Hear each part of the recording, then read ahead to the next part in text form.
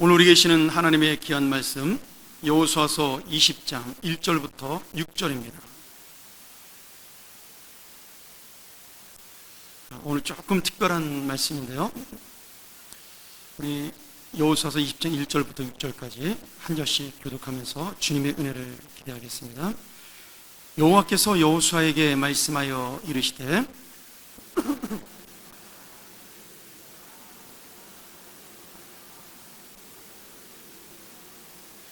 부지 중에 실수로 사람을 죽인 자를 그리로 도망하게 하라. 이는 너희를 위해 피의 보복자를 피할 것이니라. 그 성읍에 들어가는 문 어귀에 서서 그 성읍의 장로들의 귀에 자기의 사건을 말할 것이요, 그들은 그를 성읍에 받아들여 한 곳을 주어 자기들 중에 거주하게 하고, 피의 보복자가 그의 뒤를 따라온다 할지라도 그들은 그 살인자를 그의 손에 내주지 말지니, 이는 본래 미워함이 없이 부지 중에 그의 이웃을 죽였습니다. 그 살인자는 회중 앞에 서서 재판을 받기까지, 또는 그 당시 대제사장이 죽기까지 그 성읍에 거주하다가 그 후에 그 살인자는 그 성읍 곧 자기가 도망하여 나온 자기 성읍 자기 집으로 돌아갈지니라 하라 하시니라. 아멘. 우리 한 번 더 기도하고 주님의 말씀 듣겠습니다.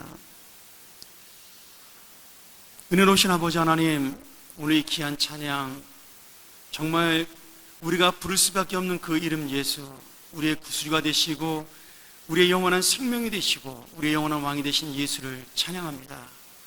아버지 하나님, 오늘 말씀 속에도 그 주님을 만날 수 있도록 도와주시고, 우리의 영원한 보호자여 인도자 되신 이 주님이 바로 우리의 주님을 깨닫는 귀한 시간 될 수 있도록 함께하여 주시옵소서. 전하는 자 참으로 연약하나 오직 하나님의 은혜로 이 자리를 지킬 수 있도록 인도하시며, 하나님의 말씀이 나올 수 있도록 역사하여 주시옵소서. 예수님의 이름으로 간절히 기도하옵나이다. 아멘. 저희 교회가 신의 한가운데 있어서 저희 교인들 그 주소지가 정말 그 서울 각곳에 흩어져 있고 한 15% 정도는 경기도권에서 살고 계십니다. 근데 그래도 저희 교회 가장 근처에 사시는 분들이 어디냐면 중구, 그리고 마포구, 서대문구, 은평구 쪽에 한 교인들의 10% 정도 살고 있는 것 같아요. 가장 많이 사는 게 이 근처가 10%니까 정말 흩어져서 오시는 귀한 분들이 많다라는 얘기죠, 먼 데서. 그런데 우리 교회에서 가장 가까운 이 서대문구, 마포구, 농 근처에 있는 그 종로구 쪽에 홍제천이라는 개천이 있습니다. 아마 그 눈여겨보시면은 이렇게 차 타고 운전하다 보면 마포구청 가는 길에 옆에 개천이 흐르고 있는데, 그것이 지금은 많이 가려졌지만 예전에 꽤 큰 개천이었습니다. 그래서 그걸 홍제천이라고 불렀는데, 이 홍제천에 굉장히 슬픈 유래가 있습니다. 원래 이 홍제천 연안에는 중국에서 중국 사신들이 북한을 넘어서 이제 이 국경을 넘어서 이제 압록강을 건너고, 그리고 이 파주를 지나가지고 홍제천 근처, 다시 말하면 지금의 이제 홍은동 근처에다가 관사에서 지내는 그러한 지역이었습니다. 그래서 그 이름을 홍제원이라고 불렀고요. 그 관사 옆에 쓰던 이 개천을 홍제원천이라고 부르게 된 거죠. 그런데 이 홍제원천, 다시 말하면 홍제천 옆에 홍은동이라는 동네가 생기게 되었습니다. 근데 이 홍은동이 생기는 동기가 굉장히 슬픈 유래를 가지고 있다는 거죠. 우리나라가 큰 난리를 조선시대 두 번을 겪게 되는데, 한 번이 1592년도에 있었던 임진왜란입니다. 임진왜란과 정유재란 두 번의 그 외부의 침략을 받아서 저희가 굉장히 고생을 많이 했죠. 그래도 임진왜란은 저희가 승리했던 전쟁입니다. 왜냐하면 일본이 쫓겨났기 때문에 우리가 승리한 전쟁이라고 볼 수가 있는 거죠. 그런데 그 다음에 일어났던 인조임금 때 이제 광해군이 북쪽으로 물러나고 인조임금이 왕이 된 다음에 우리나라의 병자호란이라는 청나라의 침략이 있게 되었습니다.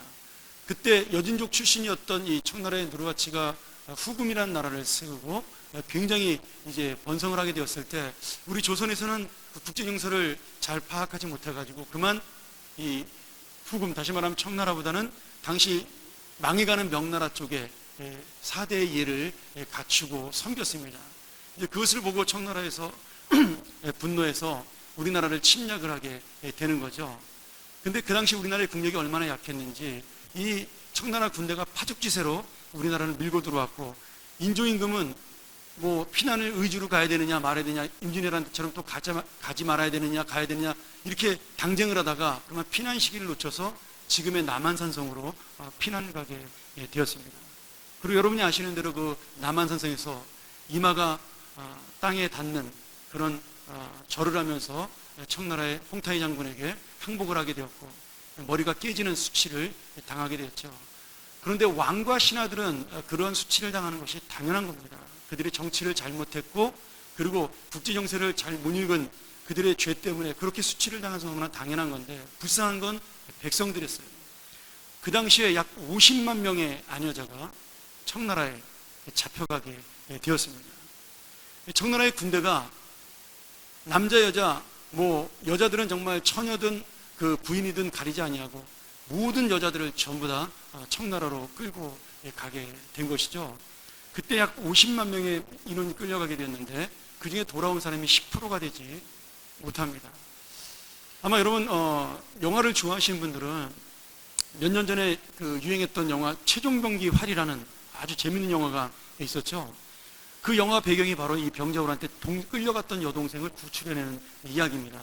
그때 압록강을 건너기 전까지 그 여인을 구출하면 가능했습니다. 청나라에서 압록강을 건너기 전까지 우리나라 백성으로 인정을 했고, 압록강을 건너면은 그때부터는 구출을 못하는 그런 법을 만들어 놓은 겁니다. 그래서 그 활을 가졌던 주인공이 동생이 압록강을 건너기 전에 구출하려고 청나라와 혼자서 그 군대를 이겼던 그런 뭐 사실은 뭐 전설이겠지만 그런 영화를 만들어 낸 거죠. 그런데 그 당시 끌려갔던 50만 명 중에 일부가 돌아올 수가 있었습니다. 그 일부는 누구였냐면 첫 번째는 사대부집의 규수들이었어요. 돈이 많은 사대부들은 양반 가문에서는 자기의 딸을 구하고 또 자기의 며느리를 구하기 위해서 많은 돈을 들여서 그 청나라에서 여인들을 다시 되사갖고 돌아올 수가 있었습니다. 두 번째 부류는 하녀나 노예로 잡혀갔던 그 여자들 중에 밤중에 야반 도주를 해서 힘들게 압록강을 건너서 이제 다시 조선 땅으로 돌아온 사람들이 있었습니다. 문제는 이 돌아온 여인들을 대하는 사람들의 태도가 너무나 싸늘하고 냉랭했다는 거죠.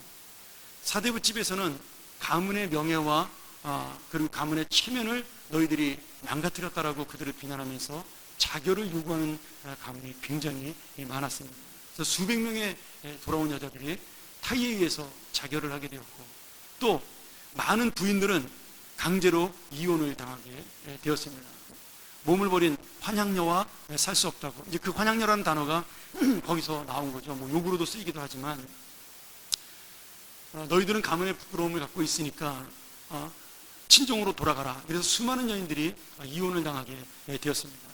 이것을 보고 조정에서 인조임금이 고민을 하게 된 거죠. 잘못은 우리가 했는데 아내자들이 고통을 당하니까, 그때 대신 중에 똑똑한 사람이었던 최명길이라는 대신이 이러한 제안을 왕에게 부탁을 하게 됩니다. 청나라에서 돌아오는 그 사람들이 청나라에서 우리나라 들어온 그 입구의 홍제천에서 몸을 씻고 오면은 그들의 모든 과거를 불문에 붙인다라고 그렇게 왕이 포구령을 내렸으면 좋겠습니다. 인조임금이 그것을 좋게 여겨서 그렇게 포구령을 내리고, 거기에 수많은 여자들이 모여서 몸을 씻고 가문으로 돌아가기를 원했습니다. 그런데 왕의 명령을 듣고도 사대부 집안에서는 체면 때문에 그 여인들을 받아들이는 가문은 거의 없었습니다. 그리고 수많은 여인들이 자결을 택하고 그리고 뿔뿔이 흩어져 살게 된 거죠. 그러다가 자기의 고향으로 돌아가지 못하는 여인들이 모여서 생긴 마을이 뭐냐면 바로 홍은동이라는 마을입니다. 왕이 그곳에다가 마을을 이루고 집을 짓고 살 수 있도록 허락을 해주게 된 겁니다. 그래서 그 마을의 이름을 왕의 은혜에 감사하다 그래서 홍은동이라고, 넓으롱자 큰 은혜라고 그렇게 지어서 지금의 홍은동이 있게 된 거죠. 아마 그분들의 후손은 지금 살고 있지 않겠지만 거기서 홍은동이 그렇게 생겨난 겁니다. 저희 교회도 홍은동에 사시는 분들이 몇 가정 계십니다. 역사를 알고 사시면 좋겠죠. 제가 이 역사를 보면서 안타까운 건 뭐였냐면, 사람이 만든 피난처죠. 홍은동이라는 피난처, 홍제천이라는 그 죄를 씻는 개천, 그 모든 것들이 사람의 법으로 만들고 사람의 힘으로 만들었지만 우리의 피난처가 되지 못했다라는 겁니다. 우리의 죄를 씻지도 못했고 우리의 부끄러움을 가려주지도 못했고 또 우리에게 영원한 평안을 주는 피난처가 되지 못했다라는 겁니다. 오늘 그러나 이 말씀에 나오는 도피성, 여러분들에게는 좀 생소한 말씀일 수도 있겠는데 하나님께서 이스라엘 백성들에게 만들라고 명령하신 이 도피성은 사람들이 만든 피난처가 아니라 하나님이 만드신 피난처였기 때문에 또 예수 그리스도를 보여주는 미래의 영원한 피난처였기 때문에 우리에게 정말 진정한 보호자가 되고 인도자가 되고 또 피난할 수 있는 귀한 은혜의 장소가 되었다라는 사실이죠. 자, 오늘 저는 이 피난처가 되는 도피성을 통해서 여러분에게 주시는 하나님의 은혜를 함께 몇 가지로 생각해 보고자 합니다. 여호수아와 이스라엘 백성은 이 가나안 땅을 정복하고 난 다음에 도피성이라는 마을을 6개를 세우게 됩니다. 이것은 여호수아가 결정한 것이 아니라 이미 광야 생활을 할 때 하나님께서 모세에게 명령하신 겁니다. 민수기 35장과 신명기 19장에 보면 모세에게 이렇게 명령하시죠. 너희들이 가나안 땅에 돌아가게 되면 그곳에 도피성을 만들어서 사람들이 피난할 수 있도록 그렇게 하라고 명령을 하셨습니다. 자, 이 도피성은 이름 그대로 피난처라는 뜻입니다. 그리고 이 도피성에 들어올 수 있는 사람들은 누구였냐면 실수로 사람을 죽인 살인자가 이 마을에 들어올 수가 있었습니다. 이스라엘은 고대 율법인 동해 복수법을 따르고 있습니다. 신명기의 법이 바로 그런 법 중에 하나였죠. 눈에는 눈, 이에는 이로 갚는 법입니다. 그래서 성경에 보면 살인한 자는 그 사람의 목숨을 피로써 갚는 법으로 하나님이 그렇게 말씀하고 있습니다. 성경에 사람이 사형당할 만한 죄가 몇 가지가 나오지 않는데 우리가 그 사형당할 만한 죄를 이렇게 보면 간단합니다. 하나는 오늘 말씀에 나온 대로 다른 사람을 죽인 사람은 사형을 당합니다. 두 번째는 안식일을 어긴 자가 사형을 당합니다. 세 번째는 간음한 자, 그 안에는 동성연애자 아니면 간통한 자, 강간한 자 이런 모든 자들이 포함되어 있죠. 그리고 우상을 섬기는 자, 이 정도가 이제 살인한 죄에 속하는데 여기는 하나님께 불의한 자도 살인하게 되어 있어요. 돌로 쳐 죽이게 되어 있으니까요. 여기에는 하나님께 향한 어떤 그 범죄, 다시 말하면 하나님을 가장 소중히 여기지 못하는 것에 대한 죄에 대한 형벌이고 나머지 살인에 대한 그리고 부모의 불효에 대한 범죄들은 이 공동체를 유지하는 도덕에 가깝습니다. 어떻게 보면 하나님께서는 마음의 중심을 훨씬 더 큰 죄로 보고 있다라는 거죠. 그렇잖아요. 지금 부모에게 불효한다고 해서 살인을 당하나요? 교도소를 가나요? 그냥 비난을 받을지 몰라도 옛날보다는 훨씬 더 우리가 얼마든지 하고 있죠. 제가 예전에 한번 신문에 그런 기사도 봤어요. 그 독일이나 유럽의 공항에 가면 우리나라 할머니, 할아버지들 중에 좀 약간 그 알츠하이머 가지신 분들이 그 공항에서 평생 사시는 분들이 있다고 그러는 거예요. 그게 뭔가 했더니 자녀들이 거기다 부모를 버리고 오는 겁니다. 여권을 빼앗고서는 어머니 여기서 잠깐 계세요. 여기 차 한잔 마시고 계시면 제가 수속 밟고 오겠습니다. 그리고 자기들끼리 사라져 버리는 거예요. 그래서 이 할머니들은 여권이 없으니까 나가지도 못하고 들어오지도 못하고 공항에 평생 사는 거죠. 부끄러운 일이지만 독일 공항에만 해도 그러한 사람들이 몇 명 있다고 합니다. 지금 옛날 같으면 정말 돌로 맞아 죽어도 쌀만한 그런 죄인데 지금은 그렇다고 해서 그것을 가지고 우리가 비난은 하지만 죄로 처리할 수는 없습니다. 그러니까 어떻게 보면 하나님의 법이 훨씬 더 정확한 법이에요. 인간의 공동체와 사회생활을 유지하는데 정말 중요한 법이 저는 율법이라고 믿습니다. 그런데 이 살인자 중에 특별히 다른 사람을 죽인 사람에 대해서 나라에서 복수를 해주기도 했지만 왕이 생기기 이전에는 관청이라는 곳이 없으니까 그 마을의 지도자가 복수를 하거나 아니면 죽임을 당한, 다시 말하면 피해자의 가정에서 자녀나 특별히 아들이죠, 아니면 가장 가까운 남자 친척이 살인자에게 복수를 할 수 있는 그러한 법이 있었습니다. 이것을 우리가 룻기서에서는 기업 물을 자라고 표현하고 있는데 정확하게 원어대로 번역한다면 친족 구원자 또는 친족 복수자라고 말할 수가 있겠죠. 히브리어 원문에는 고엘이라는 제도로 나오고 있습니다. 그러니 누가 사람을 죽이면 그 사람을 죽인 살인자는 그 죽은 자의 가족이 대신해서 이 사람을 죽일 수가 있는 겁니다. 근데 하나님이 볼 때 사람을 죽였다 하더라도 고의와 계획으로 죽인 것이 아니라 지금 실수로 죽인 사람들에 대해서 하나님이 사랑하는 마음으로 도피성을 만드신 거라는 겁니다. 자, 예를 들어 이런 거죠. 신명기 19장 5절에 보면 이렇게 예를 들고 있습니다. 두 사람이 나무를 하러 산에 갔는데 한 사람이 도끼로 나무를 찍다가 도끼에서 날이 빠져서 날아가서 다른 한 사람을 머리를 쳤다. 그래서 그 사람이 죽었다. 그러면 이 사람이 고의로 그런 것이 아니고 아는 사람을 그렇게 죽였으니까 이 사람은 복수의 법으로 살인을 당하는 것이 아니라 피할 수 있는 법을 취하는데 그것이 바로 도피성으로 피신하게 되면 그 사람의 생명을 구해야 된다. 이렇게 법을 정하신 겁니다.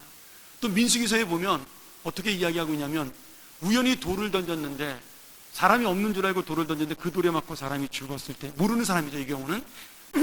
그랬을 때 그 사람 역시도 고의로 그런 것이 아니기에 이 도피성으로 피하면 그 사람의 살인을 면할 수가 있다. 이렇게 이야기를 하고 있습니다. 자, 이것을 우리 이제 법적인 용어로 보면 미필적 고의에 의한 살인이다. 이렇게 볼 수가 있는데, 우리도 그런 경우에는 정상 참작을 하죠. 고의로 사람을 죽였을 경우는 최소한 15년 정도 형벌을 받지만 이렇게 미필적 고의한 우연으로 사람이 죽게 되면 한 3년에서 5년 정도 그렇게 받게 됩니다. 제가 뭐 법은 잘 모르지만 제가 통계를 좀 봤더니 그렇게 나오더라고요. 근데 이 도피성으로 가는 것은 살인의 면제를 받게 되는 거죠. 자, 이렇게 하나님께서 이 도피성을 만들므로 인해서 죄 없는 사람을 죽인 살인자를 심판하기도 했고, 또 어떤 누구도 이 살인하게 된 죄에서 벗어날 수 없다는 공의롭고도 공평한 하나님의 거룩한 모습을 보여주고 있는 겁니다. 그러면서도 내가 일부러 사람을 죽이지 않고 실수로 그랬기 때문에 그 사람이 다시 재활할 수 있는 기회를 주신 거죠. 자, 하나님이 얼마나 세밀하시냐면요, 모세에게 어떻게 명령을 했냐면 이 도피성을 6군데다 만들어라 이렇게 말씀하셨어요. 우리 한번 그림 한번 볼까요? 자, 동그라미 친 곳이 도피성이 있는 지역입니다. 그리고 색깔로 칠해진 노란색을 제외한 그 색깔별로 되어 있는 지역이 이스라엘 12지파가 정복한 가나안 땅이에요. 그러니까 모든 도피성은 어디 있어요?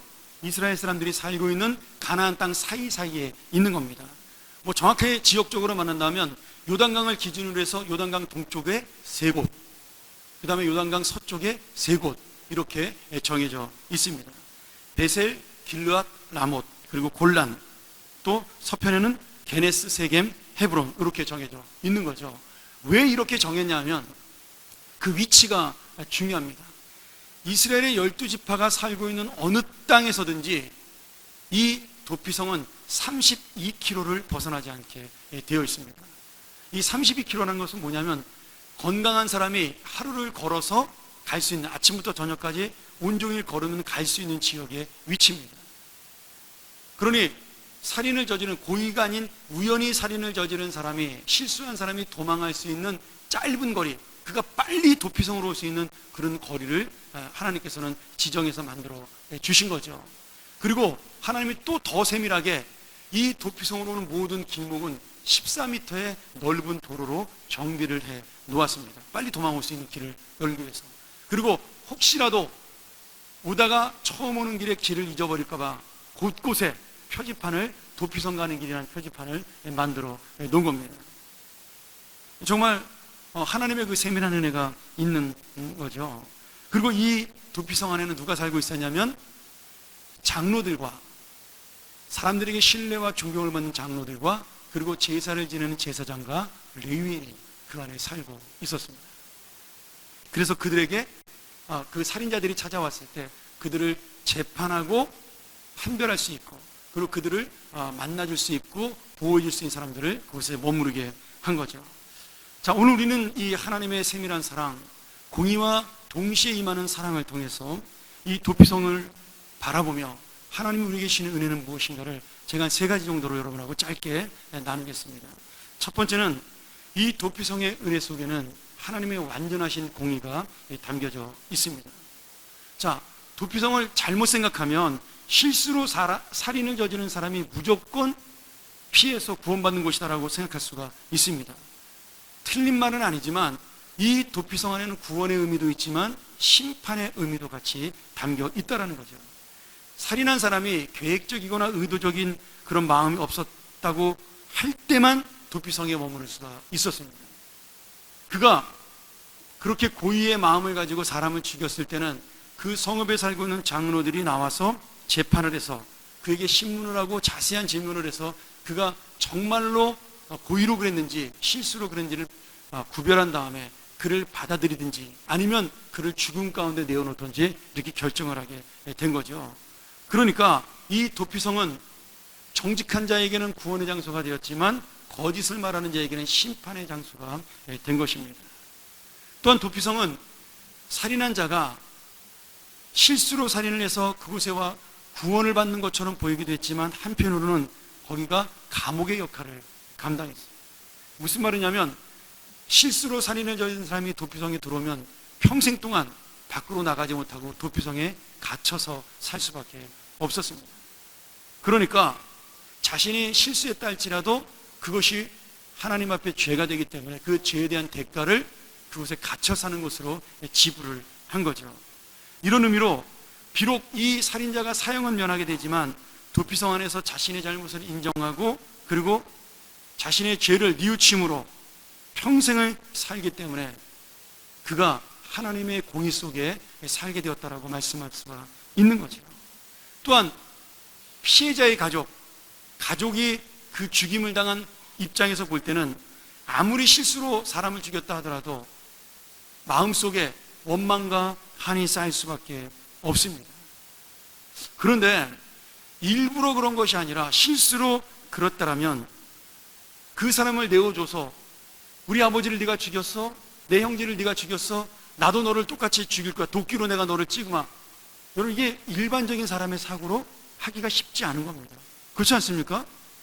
애지간한 사람이 아무리 죄인이라 할지라도 자기도 똑같이 도끼로 사람을 죽이기는 어렵잖아요. 그런데 더구나 실수로, 일부러 그런 것도 아니고 실수로 그런 사람, 그것도 평상시에 알고 있던 지인을 그렇게 죽이는 것은 쉬운 일이 아니라는 거죠. 그러한 피해자의 가족들에게 이 가해자가 영원토록 그 도피성 안에 갇혀 산다는 것은 마음의 위로가 된 것입니다. 또한 그가 그냥 사는 것이 아니라 거기서 죄를 뉘우치고 미안한 마음으로 살고 있다는 것이 마음에 한을 풀 수 있는 기회가 되는 것이죠. 또 다른 가족이 있죠. 사람을 죽인 살인자의 가족입니다. 이 가족은 자기 남편이 자기 아들이 그렇게 실수로 사람을 죽이고 또 죽임을 당한다면 얼마나 가슴이 아프겠어요. 그리고 결국은 복수한 가정에게 또 다른 한을 품게 되는 거죠. 그러니까 이 도피성이라는 제도는 지금 피해자에게는 한을 풀 수 있는 기회가 되는 것이고 가해자에게는 회개할 수 있는 기회가 되는 것이고 또 가해자의 가족에게는 안심할 수 있는 내 아들이 내 남편이 그래도 저기서라도 살아남았으니 감사하다 이런 마음을 품을 수 있는 그러한 모든 사람에게 공의로 만족시켜줄 수 있는 장소가 됐다라는 거예요.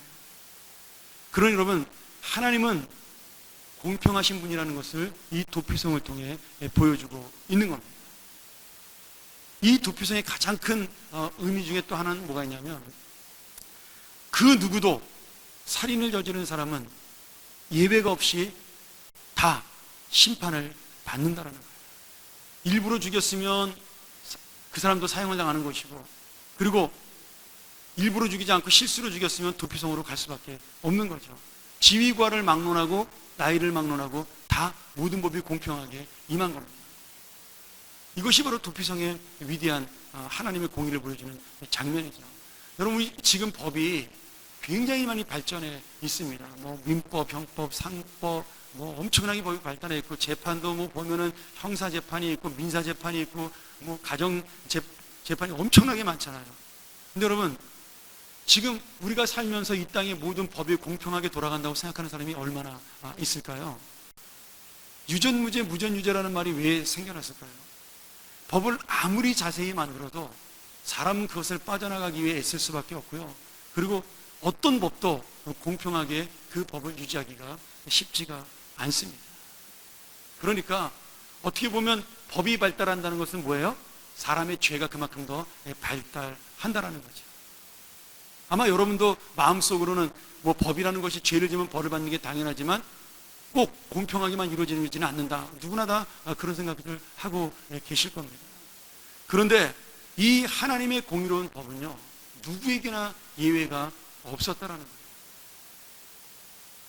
그 당시에는 부자든 가난한 자든 높은 사람이든 낮은 사람 상관없이 이 죄를 저지르면 똑같이 벌을 받았다라는 거죠. 왜?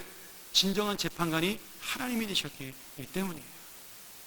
그것을 보여주는 것이 바로 이 도피성의 은혜라는 거예요. 하나님은 누구에게나 공의로우시고 공평하시다라는 거예요.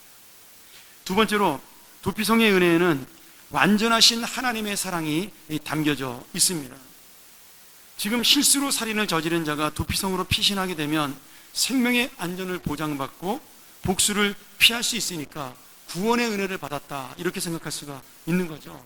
그런데 그 정도로 하나님의 사랑이 끝난 것이 아니라 이 사람이 단순히 생명을 구원받는 데 그치지 아니하고 새로운 인생을 살 수 있도록 회복과 재활의 기회를 주는 것이 바로 이 도피성이었습니다. 살인자는 비록 평생 동안 도피성을 떠날 수 없었지만 딱 한 번 기회가 있었습니다. 그게 뭐냐면 그 당시의 대제사장, 이스라엘의 대제사장이 죽게 되면 그 사람이 죽음과 동시에 이 도피성에 있는 모든 사람들의 죄도 면제를 받게 되어 있었어요. 그러니까 이 대제사장은 누구로 상징하는 거예요? 예수 그리스도를 보여주는 겁니다. 예수님이 죽으심으로 우리의 죄가 사해진 것처럼. 그러면 이 모든 도피성에 있는 사람들은 대제사장의 죽음과 동시에 집으로 돌아갈 수가 있었습니다. 그런데 여러분, 이거야말로 정말 은혜죠. 대제사장이 오래 살면 어떻게 되는 거예요? 평생 동안 못 가는 겁니다. 근데 대제사장이 나이가 많을 때 살인을 저지른 사람은, 우연히 저지른 사람은 1년 만에 돌아갈 수도 있는 거죠. 그러니까 이것도 은혜라는 겁니다. 근데 이들이 그렇게 언제 돌아갈지 모르는 인생이지만 집으로 돌아가서 정상적인 생활을 할 수 있도록 이 도피성 안에 있는 제사장들과 레위인들은 살인자에게 율법을 가르치고 재활교육을 시켰습니다. 그리고 그 율법을 통해 너희의 죄는 비록 실수를 할지라도 그 피해자의 가족에게 미안한 마음을 가져야 되고, 너희는 이 사회에 나가게 되면 더더욱 하나님 앞에 그 죄악된 마음을 내려놓고 충성하며 신실하게 살아야 된다. 그렇게 율법으로 교육시킴으로 이 사람들이 성숙한 사람이 될 수 있도록, 그리고 피해자의 가족에게는 미안한 마음을 잊지 않도록, 그리고 돌아가서는 사회생활하는 데 이상이 없도록 그렇게 적응 훈련을 계속해서 시킨 겁니다. 그러니까 이 도피성의 은혜는 뭐예요? 단순히 구원받는 것으로 끝나지 않냐고, 사람이 사람답게 살 수 있는 그런 사회를 만들게 된 것이죠. 여러분, 하나님의 은혜가 그런 것입니다. 하나님의 은혜는 오늘 우리가 한 번 구원받은 것으로 끝나는 것이 아니라 계속해서 우리가 하나님 나라에 들어갈 때까지 이 땅에서 주님의 성숙한 삶으로, 또 주님의 사람으로 살아갈 수 있도록 우리를 인도해 주신다는 거죠. 또한 이 도피성에서 구원받은 이 사랑은요, 단순히 한 사람의 재활과 회복으로 끝나지 않고 그 공동체가 화합하고 하나가 되는 은혜를 갖게 되었습니다. 자, 민수기 35장 우리 24절과 25절 말씀을 볼까요? 화면 한번 보세요. 같이 한번 읽겠습니다. 자, 시작. 회중이 친자와 피를 보복하는 자 간에 이 규례대로 판결하여 피를 보복하는 자의 손에서 살인자를 건져내어 그가 피하였던 도피성으로 돌려보낼 것이요, 그는 거룩한 기름 부음을 받은 대제사장이 죽기까지 거기 거주할 것이니라. 자, 이 말씀을 보면 공동체 회중, 다시 말하면 지도자인 장로들이 가해자와 피해자의 상황을 판단하고 그들의 말을 잘 경청해서 이 살인사건의 진실을 가려낸 다음에 가해자의 피해자 가족 모두가 마음에 납득할 수 있도록 판결을 내리게 된 겁니다. 그러니까 이 도피성이라는 제도를 통해서 지금 그리고 정확한 판결을 통해서 이 사회는 개인의 감정이나 개인의 복수로 움직이지 않고, 또한 어떤 아는 자의 지인이나 청탁으로 움직이지 않는 하나님의 공의와 공평함과 거기에 사랑이 움직이는 사회로 그렇게 움직이는 하나님의 공동체가 되도록 만들어 놓은 것이죠. 그러니 이 도피성 제도라는 것은 단순히 살인의 문제가 아니라 이 사회가 하나님의 뜻대로 가는 사회, 누구나 다 똑같이 하나님의 공의로움과 사랑 속에 살고 있다라는 그런 마음을 주는 사회가 된 것입니다. 여러분, 밥을 잘 만드는 사회가 중요한 것이 아니라요, 이렇게 하나님의 뜻을 이루는 사회가 중요합니다. 저는 우리 대한민국이 헌법 자꾸 바꾸는 그런 나라가 되는 것보다 우리의 마음을 바꾸는 그런 나라가 되기를 주의 이름으로 축원합니다. 그게 하나님의 법이에요. 누구나 공평함을 느끼고 그러면서도 누구나 사랑을 느끼는 그러한 나라, 그러한 사회, 그것이 바로 하나님이 도피성을 만든 이유였습니다. 자, 그러면 마지막으로 이 도피성은 우리에게 어떤 은혜를 주고 있느냐, 이게 중요합니다. 도피성의 은혜는 지금도 마찬가지로 임하고 있다라는 거죠. 가나안 땅에 살았던 이스라엘 사람들뿐만 아니라 지금 우리 모두도 연약하고 부족해서 실수와 잘못을 저지를 수가 있습니다. 그리고 그 실수와 잘못으로 그리고 다른 사람의 생명을 잃어버리게 할 수도 있고요, 내 인생까지도 잃어버릴 수가 있습니다. 꼭 여러분 죄의 문제만을 이야기하는 것이 아닙니다. 내 인생 가운데 연약함으로 인해서 실망하고 좌절할 수도 있고 넘어질 수도 있다라는 겁니다. 나도 모르는 사이에 내 감정에 충실해서 주님의 뜻대로 사는 것이 아니라 내가 원하는 대로 살다가 낙심할 수도 있다라는 거죠. 이것이 바로 우리의 연약함이고 우리의 부족함이고 죄인의 모습입니다. 그런데 이때 우리의 인생을 다시 살리는 은혜가 뭐냐면 도피성처럼 우리를 인도하시고 붙들어주시는 예수 그리스도, 우리 하나님의 은혜라는 겁니다. 그 하나님의 사랑이 바로 우리를 붙들어 준다라는 거죠. 내가 실수해서 넘어진다 할지라도, 좌절해서 낙심한다 할지라도 우리를 다시 일으켜 주시는 그 예수 그리스도의 사랑, 그 사랑이 지금도 도피성보다 더 완전한 피난처가 되어 우리를 지켜주고 있다라는 거예요.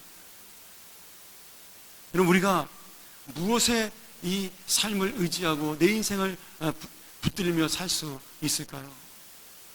지금 나라가 어렵습니다.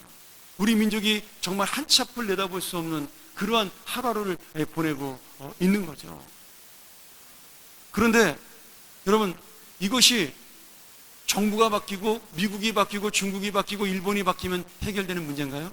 아닙니다. 이 문제는 계속해서 일어날 문제입니다. 왜냐하면 우리나라 역사 5,000년 역사에 한 번도 이런 문제가 안 일어난 적이 없다라는 거예요. 예수 그리스도가 오시는 날까지 이 문제는 모양과 방법은 다르지만 계속해서 일어날 문제라는 겁니다. 그리고 개인에게는 전부 다 고난과 고통 속에 살아갈 수밖에 없는 우리 인간의 모습이라는 것이 바로 우리 인생이라는 거죠. 그럴 때 여러분, 정말로 우리가 의지해야 될 분이 누구냐 하는 문제라는 거예요. 잠시 잠깐 사람의 능력으로, 정치적인 해결책으로 그런 것들로 해결될 수가 있겠죠. 근데 그것도 역시 잠깐이라는 거죠. 영원한 피난처가 아니라는 거예요. 오늘 이 도피성이 보여주는 교훈은 영원한 피난처, 다시 말하면 끝까지 우리를 붙드시는 분이 누구인가를 보여주는 말씀입니다. 내가 오늘 이 하루를 살아가면서 내가 연약하여 죄를 지었을 때에도, 어려운 문제와 고난을 만나 죽음과 같은 고통 속에 몰렸을 때에도 완전한 피난처가 되시고 도피성 되신 예수 그리스도가 우리 안에 있기 때문에, 또 우리를 붙들어 주시기 때문에 우리는 오직 그분에게로 달려가야 한다는 거죠. 주님은 언제든지 우리를 받아주시고 우리를 이해해 주신다는 겁니다. 아니, 도피성보다 더 큰 은혜가 있어요. 우리가 일부러 죄를 지었다 할지라도 하나님께서는 그 죄까지도 우리의 회개를 통해 용서해 주신다는 거예요.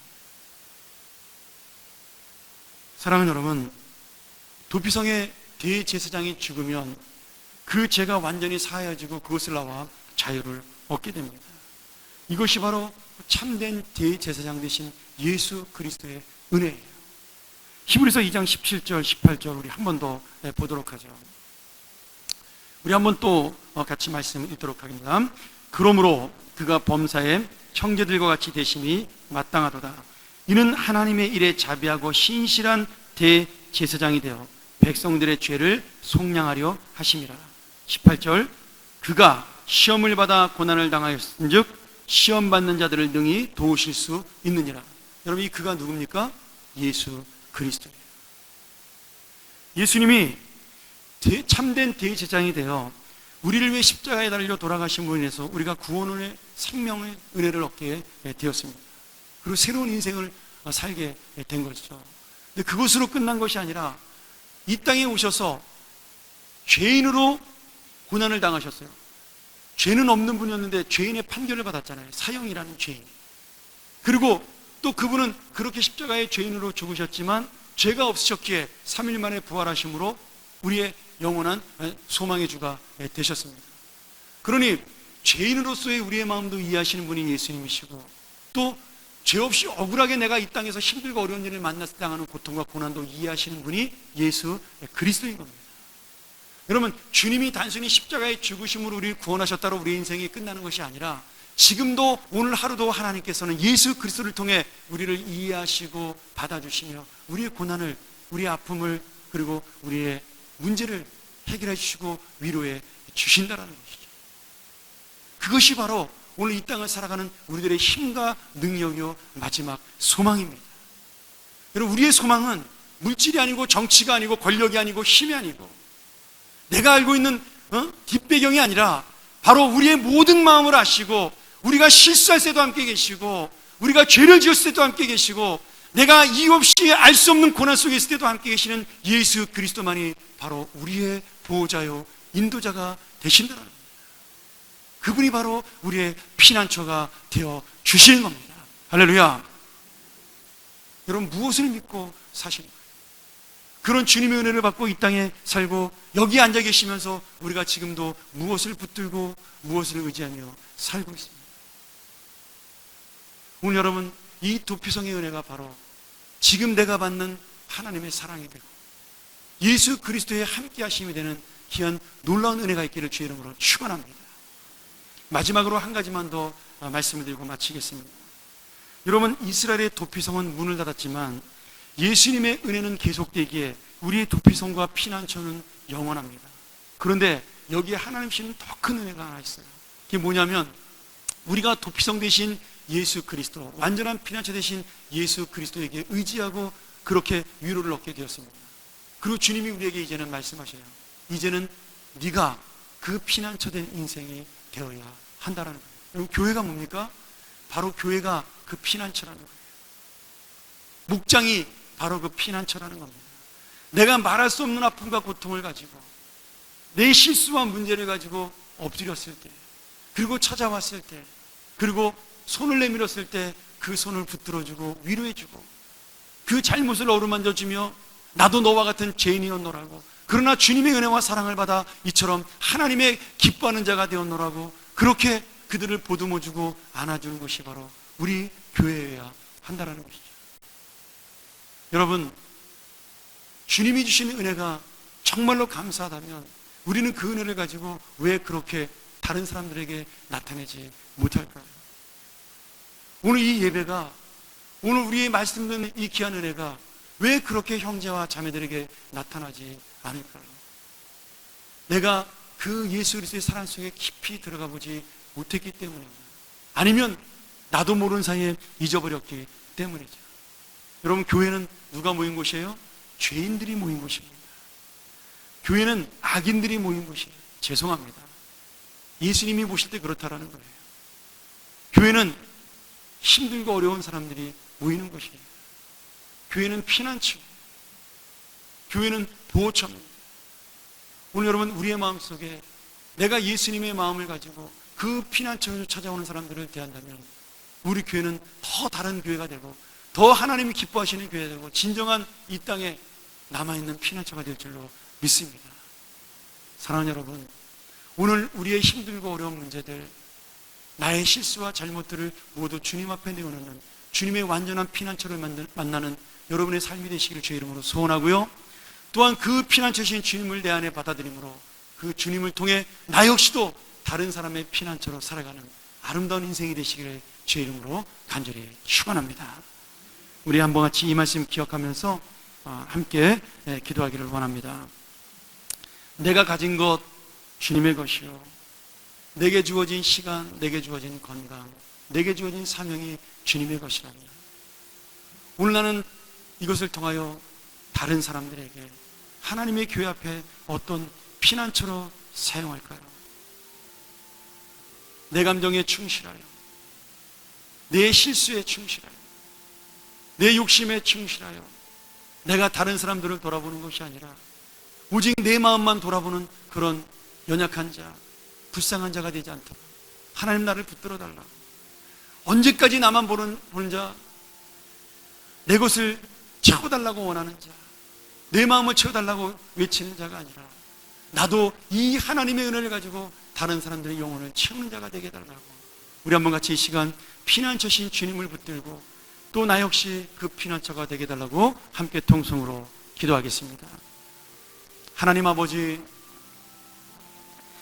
오늘 이 말씀을 통하여 내가 누구를 의지하며 무엇을 붙들 것인가를 다시 한번 기억하며 나의 믿음을 회복할 수 있는 은혜의 시간이 될 수 있도록 도와주시오. 하나님 아버지,